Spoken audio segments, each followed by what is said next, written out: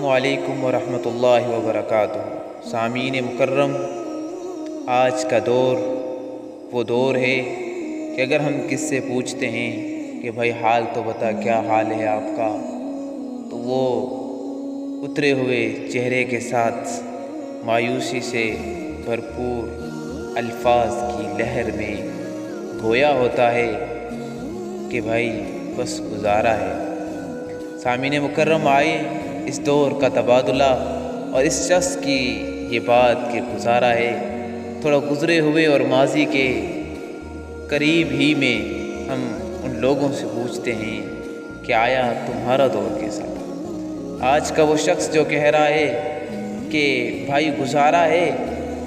اس سے اگر پوچھئے تو صبح ناشتہ بہت اچھا کرتا ہے، دوپہر کو کھانا کھاتا ہے، رات کا کھانا بھی بہت مزے سے کھاتا ہے، آرام کے لیے بچھونا بھی بہت اچھا سا ہے، بجلی بھی ہے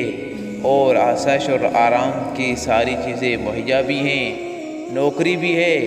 جیب بھی بھری پڑی ہے، گھر بھی پکا ہے، دعا اور سلام کرنے کے لیے بھی سب کچھ ہے، گاڑی چلنے کے لیے اور سفر کو پورا کرنے کے لیے اعلیٰ اسباب بھی اس کے پاس موجود ہیں، صحت بھی دی ہے، حسن بھی دیا ہے، واسطہ بھی دیا ہے اور بہت سی نعمتیں دی ہیں، لیکن پھر بھی کہتا ہے کہ گزارا ہے۔ ہم ماضی قریب کے ان لوگوں کی طرف جاتے ہیں جنہوں نے اس روشنی والی دنیا کو بالکل نہیں دیکھا تھا، جنہوں نے اڑتے ہوئے جہاد کا تصور بھی نہیں کیا تھا، چلتی ہوئی گاڑیاں تو ان کی نظروں تک سے اوجھل تھیں۔ ان سے جب پوچھتے تھے کہ کیا حال ہے، کیسے زندگی گزر رہی ہے، تو کہتے تھے کہ اللہ کا شکر ہے، اللہ کا کرم ہے، لیکن ان کی زندگی تو دیکھے، کچے گھر ہوتے تھے، بارش کی وجہ سے چھتوں سے پانی ٹپک رہا ہوتا تھا، ایک ہی چادر ہوتی تھی، اس میں سو جاتے تھے، سردی گرمی اسی میں بسر کیا کرتے تھے، کھانے کے لیے پیاز ہوتا تھا، لسی ہوتی تھی، مکھن ہوتا تھا، دودھ ہوتا تھا، کبھی اپنا کبھی پڑوسیوں سے لیتے تھے، اور بچنے کے لیے سردی اور گرمی سے بچنے کے لیے کوئی اسباب بھی نہیں تھے،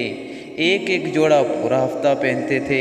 پیسے تو انہوں نے دیکھے ہی نہیں تھے، اور ان کے ہاں آسائش اور آرام کا تو کوئی تصور ہی نہیں تھا۔ کھیتوں میں کام کرتے تھے، اناج خود بوتے تھے، خود کھاتے تھے، اور اگر ان کی زندگی ہم دیکھیں تو صبر و تحمل،